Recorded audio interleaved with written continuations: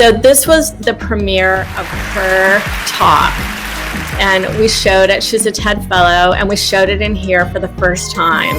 So I want to find aliens. Musical timelines, so you can see sources of inspiration or references. Obviously, you can hear them. First ever virtual book launch. This is going to be one of our camp spaces for virtual Burning Man. Hi guys, welcome to SpatialChat, another episode how to use specs. Let's go. Hi Deborah, how are you today? Fabulous. I'm so glad that you're here in our musical timeline. Deborah, to be honest, I'm very excited to meet you as well because we met each other in our demo event. You explained and showed your case study, how you've been using SpatialChat. And as we spoke in backstage, I'm curious to show other people how you've been using space and for what kind of needs you've been using. And this is when you go close to the musical timeline, so you can see sources of inspiration or references. Obviously, you can hear them. Very cool. Yeah.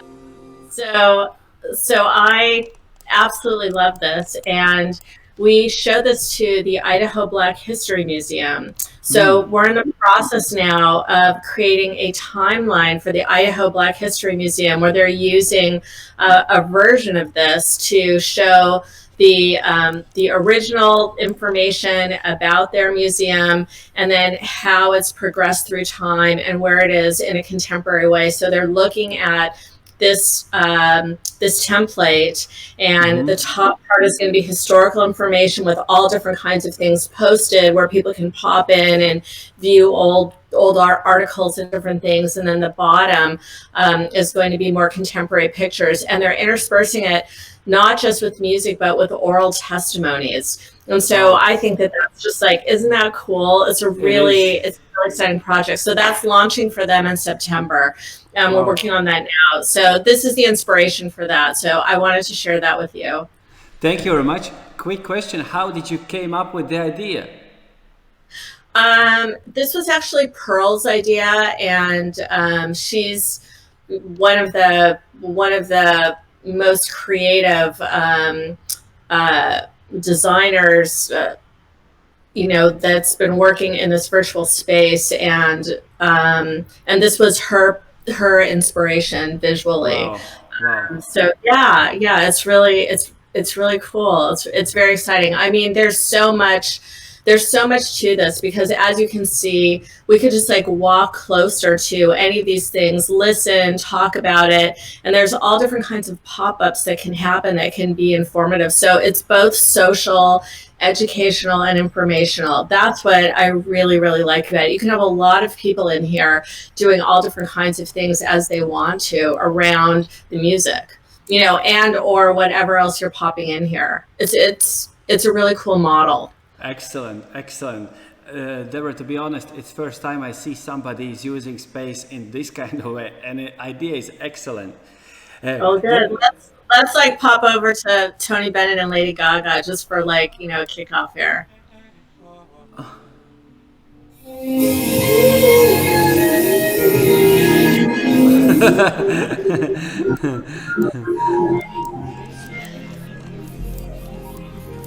Excellent. Deborah, can I ask you one question? Because we just straight away we jumped to the case study, but may I ask you like a basic question? Who you are, where you are, and what do you do for a living? Oh yeah, we just like jumped right in. Yeah, so I'm based in Los Angeles, and I'm a serial entrepreneur, and I got into physical events about 15 years ago, and virtual events, not on purpose, but at the beginning of the pandemic. And it was really just by doing a lot of conferences and different kinds of things. I didn't have any intention of doing virtual events, but the more that I got into it, the more I became really sensitive to what I liked and what I didn't like.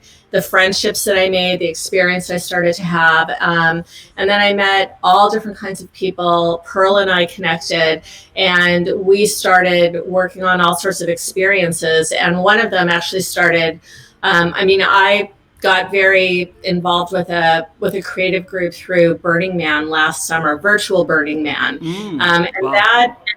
and that honestly was my inspiration for helping and taking people and really honing in on the potential for what can happen beyond Zoom in the virtual space. And I am 100% committed now. I mean, things are opening up, things are going back. We're having a recurrence in the pandemic, but I'm definitely convinced that we are really at the beginning of hybrid experiences and honestly, like more really, really refined virtual experiences. And I do think that this social aspect to them and the freedom of this is key to going very far in depth and creating community around the world. And I'm very excited by it. So this is, I was there at the birth of it, and it's very, I feel very, very, very excited, as I said, as I keep saying, but just fortunate too to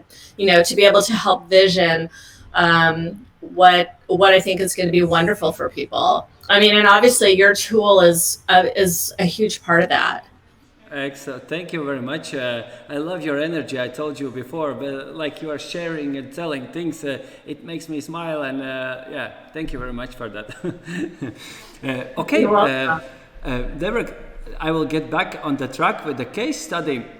So I can see we have this timeline, and you will use it for a museum. And at the moment, this is like a draft, an idea. Yeah. And, yeah. Yes. So this is, yes. So there's lots of places to go with this, obviously. Lots of places, lots of people that we're talking to. And, we are working with other clients, other people that want to do this. So this is really like what we feel we have an expertise in, which is, like not just how to help people do what they want to do in the virtual space, but to add that extra layer of what we think is stickiness, which is to create relationship and to make your online experience not a drain, but something that gives energy, not takes energy. Excellent. Deborah, I will ask you one question. For example, probably we will have some event agencies watching this video, okay? And then maybe you can share some idea how you've been selling SpatialChat to your customers. So what do you use to say, hey, SpatialChat is very cool, you should check it out, or I don't know, how do you do it? So really, really good question. So there was a fintech conference opportunity that I was pitching for Spatial. So, very straight business environment, used to, a lot of conventional things. This was a tiny bit too much, but I'm just convinced it's just early. It's just really early days still for people.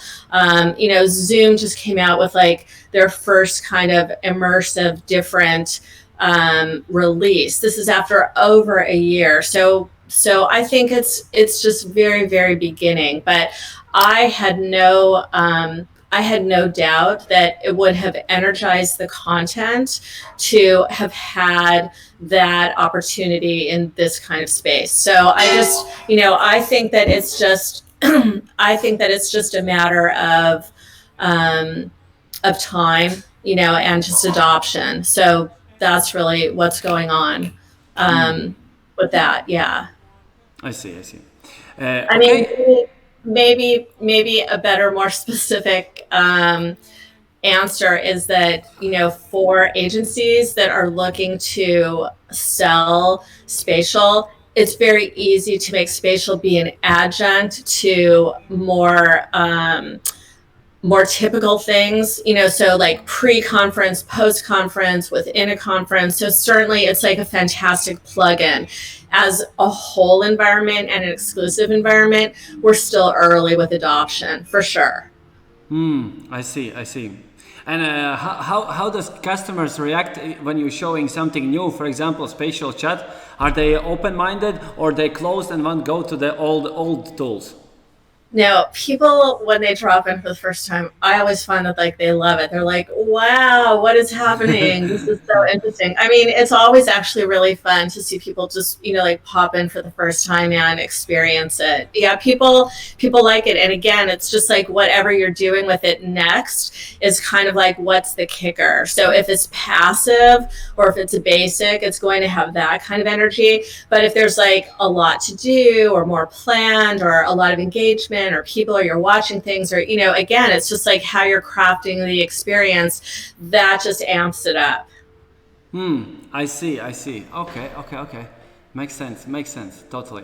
But Deborah, how often do you organize events? How often do you organize events, or how often do you visit space?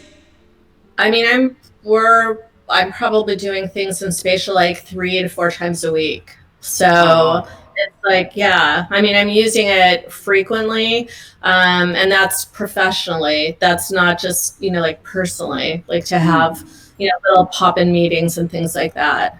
Okay, and then I'm just curious. I will ask you one question, additional question. For example, you need to explain spatial chat in one sentence. How would you describe it?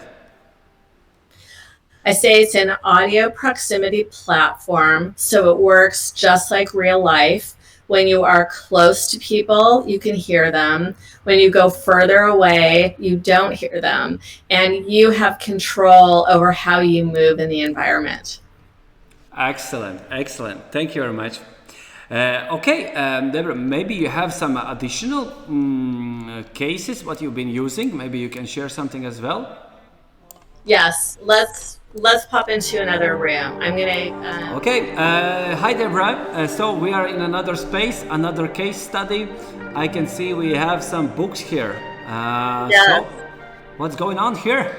Okay, well, I'm so excited about this because this is, as far as I know, the first ever virtual book launch.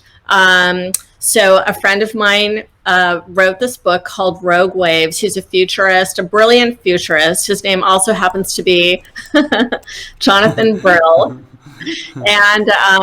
And what's exciting about this book is the idea of a rogue wave is that, people think that things happen or these calamities or unique events, even this pandemic that we're in that created this opportunity that you and I are having this conversation in, like spatial chat and virtual events and all that stuff, that like through these disastrous things or these unexpected situations, there's opportunities. So it's all about a system of beginning to identify these things. And then from that, it's really about resilient thinking and having a formula for resilient thinking, because when you do, it creates opportunities, which is really kind of fascinating because this is an exact example of it. So aside from the fact his book is coming out in August, we've been meeting in this space with all different kinds of people where he then talks about it a little bit, and we have different rooms where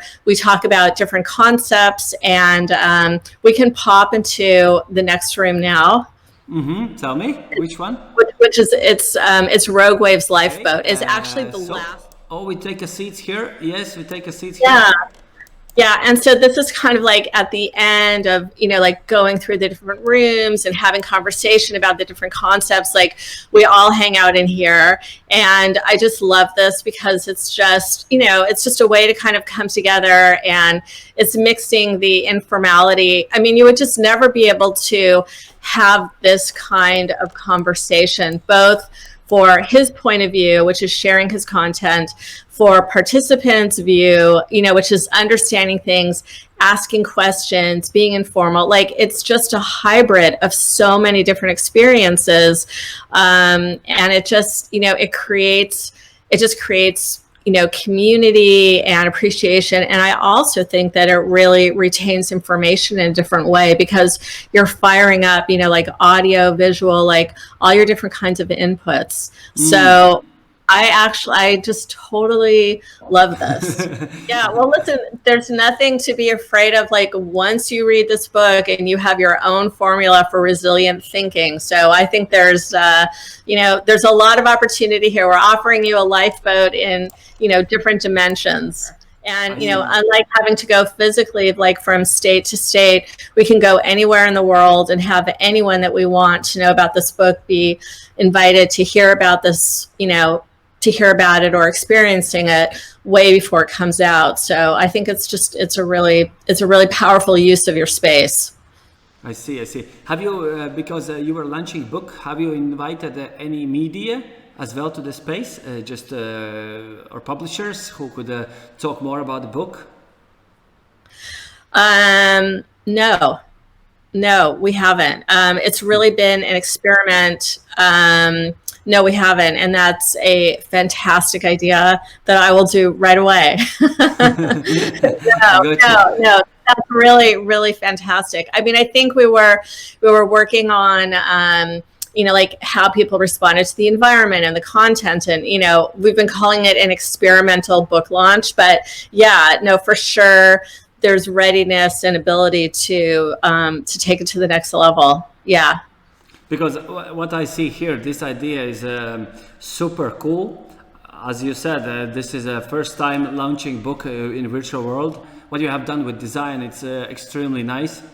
And I think media would love this as well. I've been really excited about. So there's two things going on. If you're familiar with TED, which is, sharing ideas around the world, translated all different kinds of things. And I've been a TEDster for since 2002, and a couple of different initiatives. So one thing is something called TED Circles, which are just informal groups that meet, they watch a video together, and they talk about it once a month. And so it's kind of like an idea is shared and spread around the world. You can have a choice of videos, you can do your own video or whatever. And so we created kind of a mirror environment there, branding, experiences like the TED Red Circle. So we just created like a fantasy red circle with beanbags for people to watch a video and then hang out and talk about it afterwards. And it's great. Like, people love it. And I think, honestly, I've done it in Zoom, and it's so much better in spatial. So it's just been a wonderful container for us. And then something else is that we did the first launch or premiere. Sarah Rugheimer, she is let's pop up here and I'm gonna show you. Okay, coming. And The density of cotton candy, and others rain molten iron. Let me just see. I just want to stars are get different back from to our sun, with high energy flares that can make this it difficult was for life. So the more we're looking at different biosymmetric gases. Okay, so this was the premiere of her talk, and we showed it. She's a TED Fellow, and we showed it in here for the first time. So I want to find aliens. Finding life on another planet is not just going to be a little hard. It's going to be very hard. But for the first time in human history, we have a chance to detect signs of life on another planet. Or maybe we've already detected it on Venus. Or maybe not. There are still two big hurdles when it comes to confirming life on another planet. So I just want to show you that this was amazing.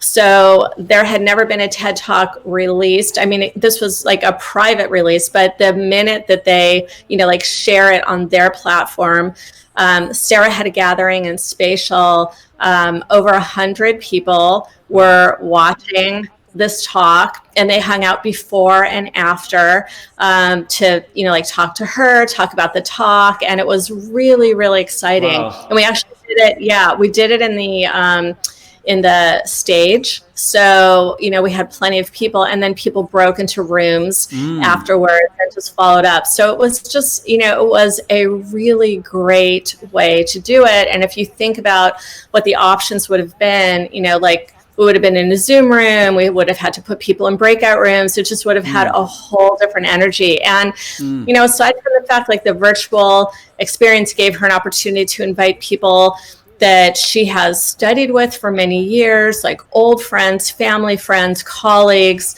And it's a mind-blowing talk as well. So it was really exciting to do that with her.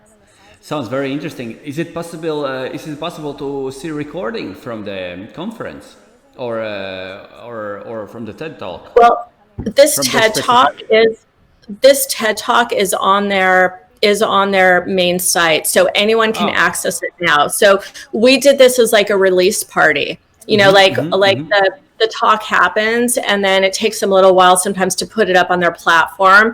And so when they tell you that it's going to be on their platform, we basically did a release party for her, for all of her community. I gotcha. But generally, I love the idea what you came up with, having a TED Talk, having your community and talking about the video, what you have seen, and sharing ideas, spreading the word about. It's very useful idea, and I hope guys who is listening us and watching us, you will grab ideas for your teams, for your company, so you have successful events as well going on. But Deborah, can you tell me, how did you came up with this idea about the TED Talks?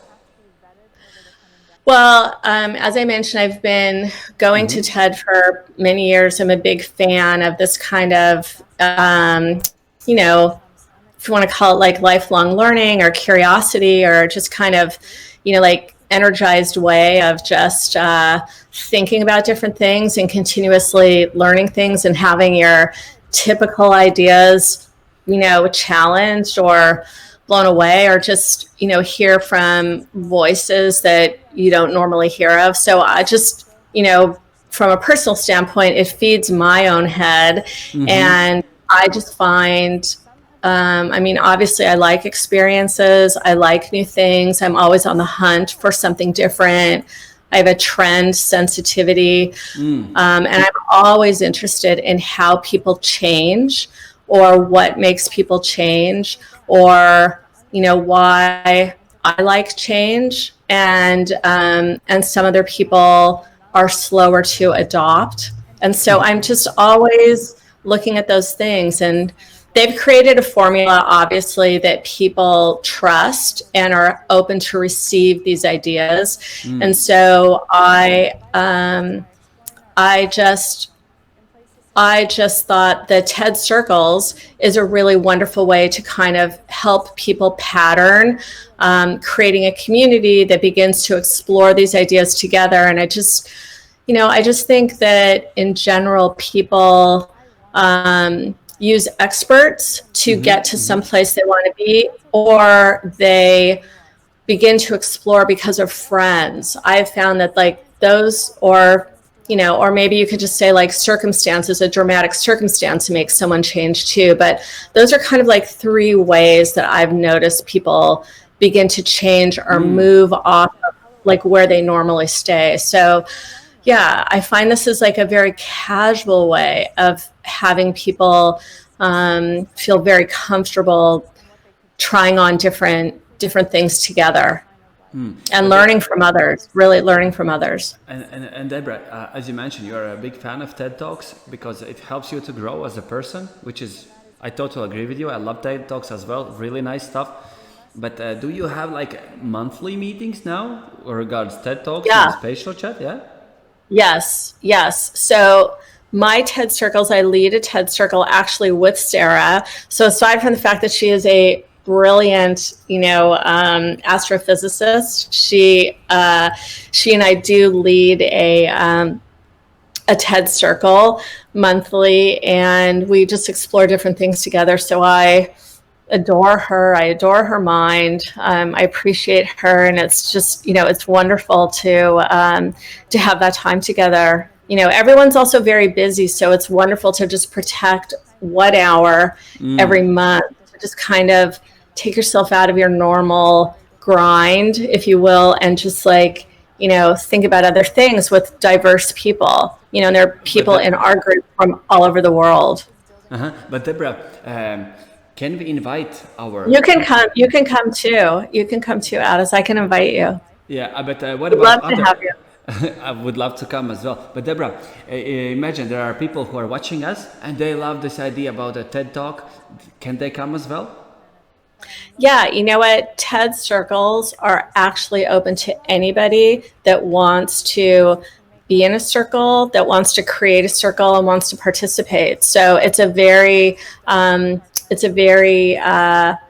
no barrier to entry. So if you're interested, like you could start a TED Circle, like you just have to sign up and, commit to doing it. And then you find your people, or there's a calendar where you can join circles that are open circles that are looking for people that could be curious and want to participate.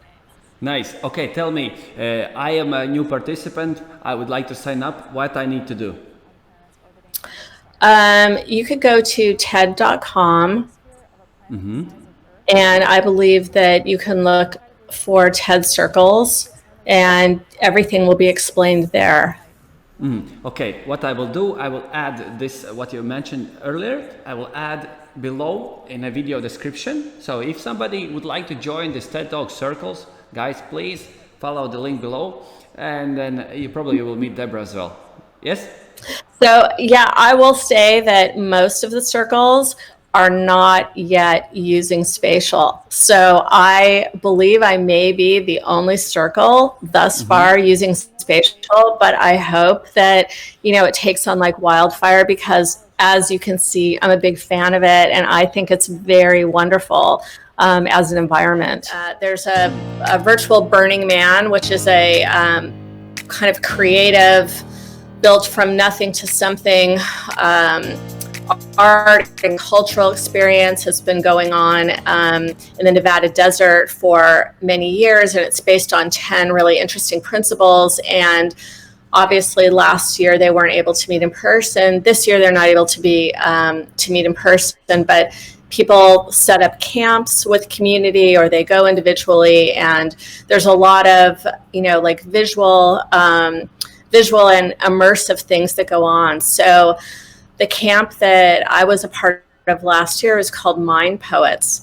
And so this year, and so you enter the Burning Man experience actually through Zoom rooms. And so for last year we were in a Zoom room, but and you go through different Zoom rooms on a graphic overlay. That was, I think, what I mentioned, the Sparkleverse platform, which is really a wonderfully interesting platform. But this is now going to be in our camp. You're going to go in again through Sparkleverse, but you're going to land in Mind Poets. And so this is going to be one of our rooms where, again, like we hang out, and I have, we can put anything that we want to, again, on this TV screen, or turn this into a stage for a musical performance, or just have people hang out. And, what I just think is so exciting about designing in this virtual space is there's no rules. So we're not confined by what normally has to happen in a 3D space. So we can have fantasy ideas, and all those things like enhance people's creativity. It enhances their engagement. It expands, their own thinking, because the rules are different. So I think that whatever your purpose is, when a quote from Kurt Vonnegut below, which says, "Here we are, trapped in the amber of the moment. There is no why." And I just think that that's very appropriate for spatial chat. So excellent. So this is just Deborah. one. Deborah, I feel like this is like a mind poets, yes, but we can rename it like a mind blowers. Looking at this space, it's like, what is this? What is this? And it looks cool, interesting. You look on the sand, you look on TV. There is some planets, cow even. There is some chill room on the side. There is some water you can play around. Some clouds, some moon jumping around. It is something. It is creative. It is. Good job, guys. I really love it.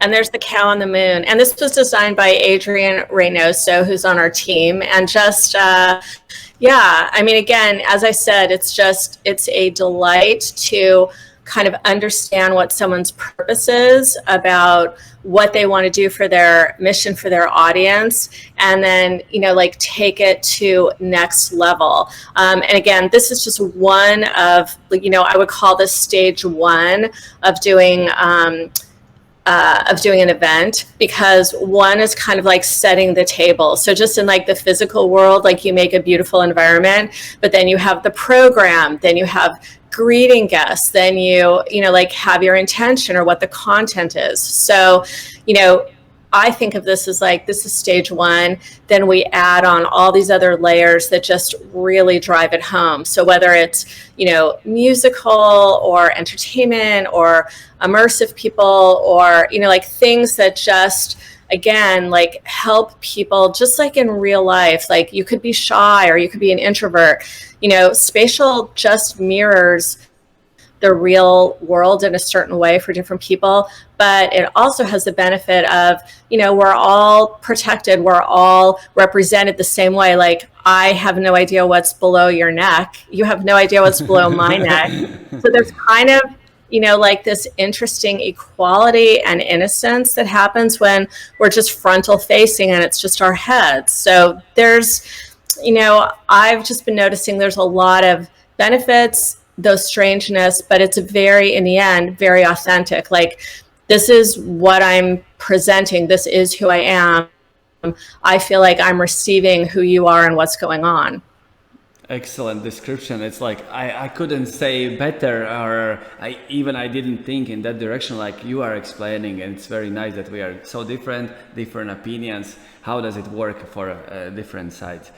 But Deborah, tell me please, this you will use this space for the Burning Man, yes?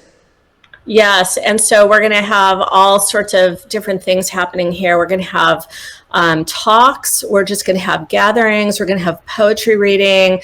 We're going to have musicians. We're going to have silly things. It's like whatever someone wants to do, like tea time and poetry. Again, it's a very, it's a whole volunteer effort for people to just, try on whatever they feel like doing, whatever they feel like expressing. And then I'll flip you into something different. So that's Burning Man for 2021. And as I said, you can find that, and it's like open to people that want to explore that at Sparkleverse. To learn more about that. Deborah, I want to say thank you very much for today and showing your case study and how you've been using SpatialChat. I think our guests, customers, everybody who will watch this video, they will really enjoy it. I really appreciate your time. It was excellent, and thank you for the energy you are sharing with us. Thanks for creating a really cool tool for us and a really cool platform, and I look forward to growing with you in all ways.